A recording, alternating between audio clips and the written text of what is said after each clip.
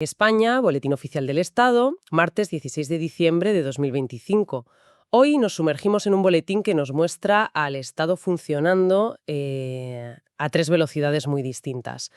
Primero, la velocidad del futuro, con la creación de certificaciones profesionales que van de lo más ancestral a lo más moderno. Después, pisamos el freno de golpe y nos metemos en la velocidad del atasco, un informe demoledor sobre cómo se gestionan los bienes incautados al narcotráfico. Y finalmente, la velocidad de la reforma, el intento de una comunidad autónoma, Asturias, por modernizar sus impuestos y quitarle trabas burocráticas a la gente. De acuerdo, pues vamos a desgravar esto. Empezamos por lo que parece una anécdota, pero que creo que dice mucho. Aparece la creación de un certificado profesional para algo que suena, no sé, a otra época. Ser experto en construir muros de piedra en seco. O sea, apilando piedras sin cemento ni argamasa. Exacto. A primera vista parece algo de nicho, casi un hobby. Pero cuando te fijas, ves que no es ninguna broma. Se está creando una cualificación oficial para un saber artesanal. La pregunta es, ¿por qué ahora? Esa es la clave. El documento es increíblemente detallado. Habla de módulos formativos como construcción de un muro de 2 paramentos. Sí, lo he visto. O construcción de un muro de contención para un bancal.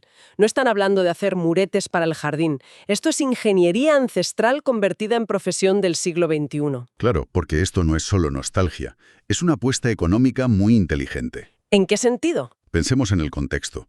En un mundo obsesionado con la sostenibilidad, una técnica de construcción con huella de carbono cero, que utiliza material local y se integra perfectamente en el paisaje, deja de ser algo antiguo. Exacto. Deja de ser antiguo para convertirse en un producto de lujo. El Estado no solo está preservando el pasado, está invirtiendo en un futuro eco-chic que puede ser muy rentable, sobre todo ligado al turismo rural de alto poder adquisitivo. Y de ese extremo que conecta con la tierra, damos un salto mortal al otro lado del espectro, el ecoturismo. Así, también se crean y regulan certificados para guías de esta especialidad, y aquí las competencias son totalmente diferentes.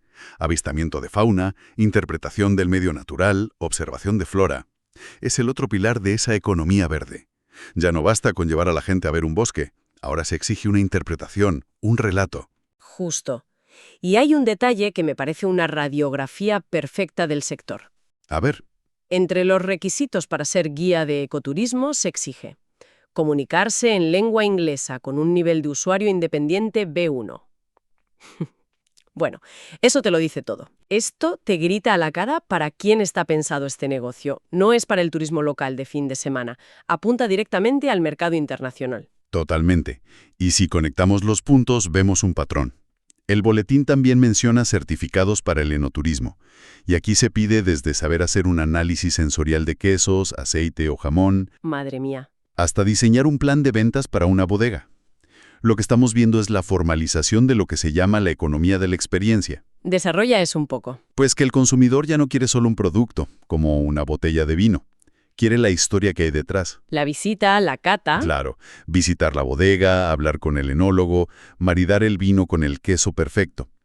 Esas experiencias que antes eran algo informal se han convertido en un motor económico tan potente que el Estado se ve obligado a intervenir. Para poner orden. Para crear estándares de calidad y perfiles profesionales reconocidos. O sea, se está profesionalizando el ocio. O sea que el Estado se está dando cuenta de que hay que formar a gente para vender atardeceres y catas de aceite. Fascinante. Pero de este mundo ideal donde se crean profesiones nuevas y sostenibles, el boletín nos da un empujón y nos tira de cabeza a la cruda realidad de la gestión pública. Digamos que pasamos de la teoría a la práctica más dura. Y tanto. Nos encontramos con un informe de fiscalización del Tribunal de Cuentas sobre el Fondo de Bienes Decomisados por el Plan Nacional sobre Drogas. ¿Qué pasa con los cochazos, los chalés, las joyas y el dinero que se le quita a los narcos? Exacto. Y la respuesta es un desastre.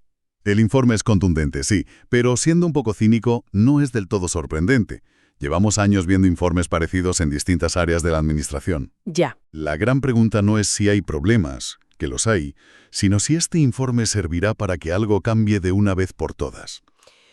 Pues mira, el primer titular es que el dinero llega tarde. Se detecta una importante dilación en los procesos.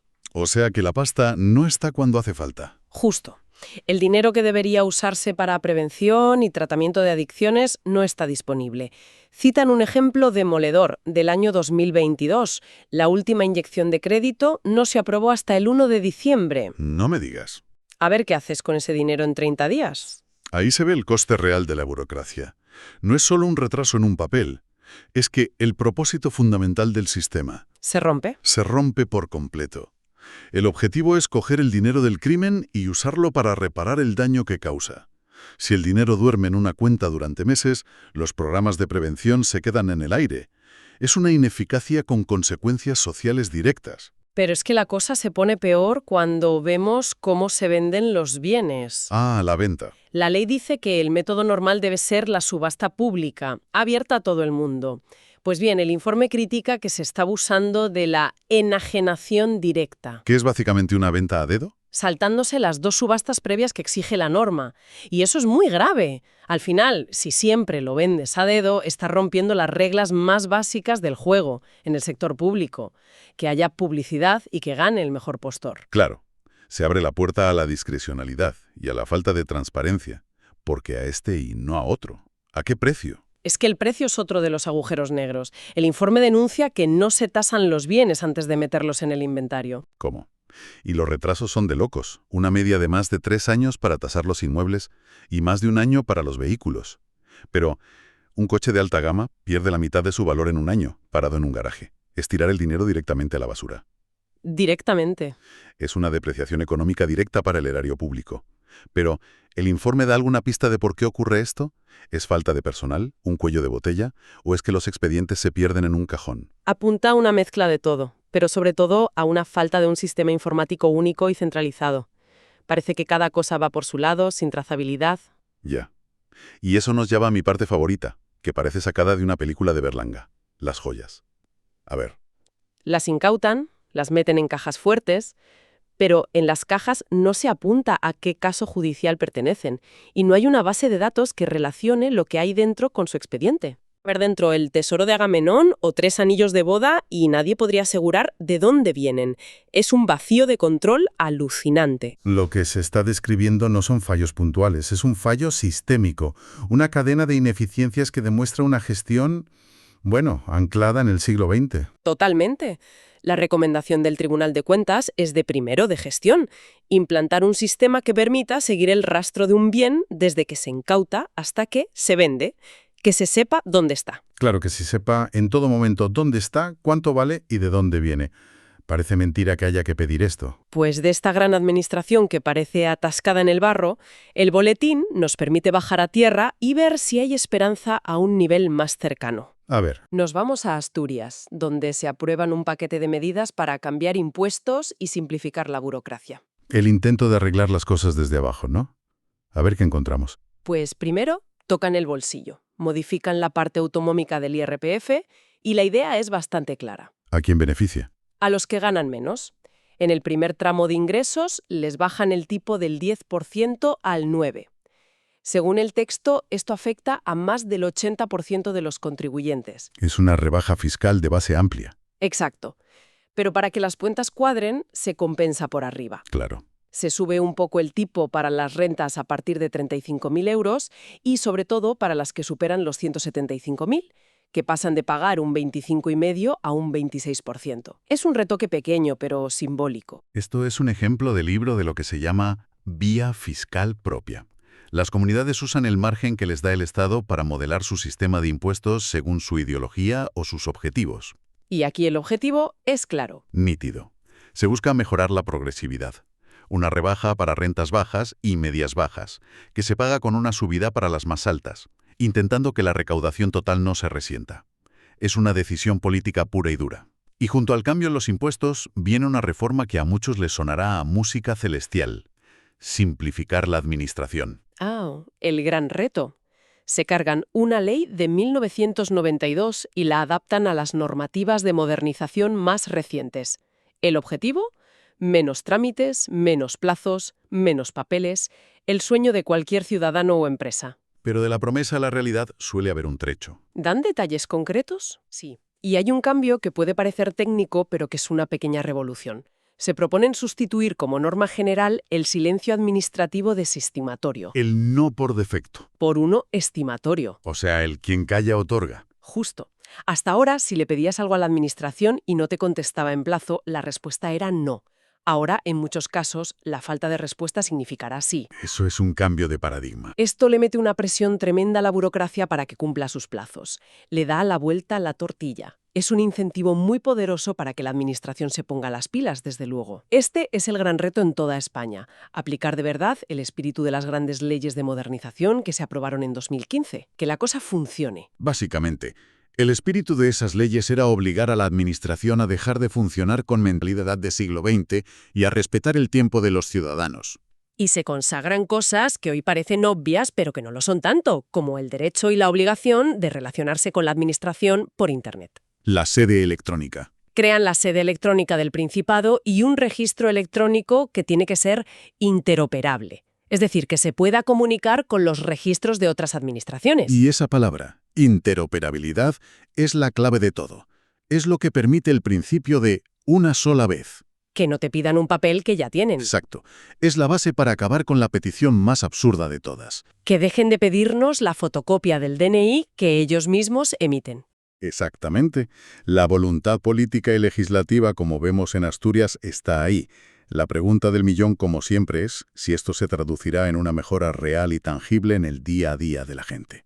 O si se quedará en un cambio de normas que luego choca con la falta de medios o la resistencia al cambio. Esa es la cuestión. Entonces, ¿qué foto nos deja el boletín de hoy? Un mosaico bastante completo. Vemos al Estado mirando al futuro, regulando profesiones que conectan con la sostenibilidad y el turismo, ¿Sí? pero a la vez vemos a ese mismo Estado con los pies metidos en el fango de una gestión ineficaz y opaca, como demuestra el informe del Tribunal de Cuentas, Las dos caras de la moneda. y en medio el esfuerzo de una administración autonómica por intentar ser más justa con los impuestos y menos un dolor de cabeza para sus ciudadanos. Es la maquinaria del Estado capturada en un solo día, con todas sus contradicciones. Intenta adaptarse a los nuevos tiempos creando profesionales del siglo XXI, mientras arrastra inercias y problemas de gestión de hace 50 años en áreas muy sencillas. Como el dinero del crimen, ¿sí?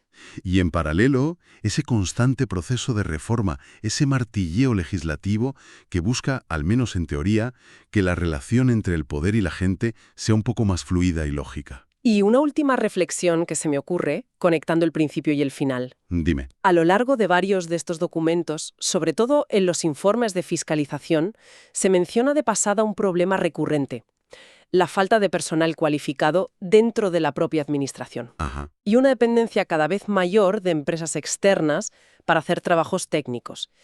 Si unimos esto a que el propio Estado está creando nuevas certificaciones y convocando plazas, me surge una pregunta. ¿Estamos presenciando una redefinición silenciosa de lo que es capaz de hacer el Estado por sí mismo? Justo. Mientras regula y forma especialistas en áreas nuevas, como el ecoturismo, está perdiendo músculo y conocimiento técnico interno en otras áreas críticas, como la gestión de activos o la supervisión de proyectos, cediendo ese saber hacer a consultoras externas. Exacto. Y si es así, ¿qué implicaciones tiene eso para la eficacia y la soberanía de las políticas públicas a largo plazo?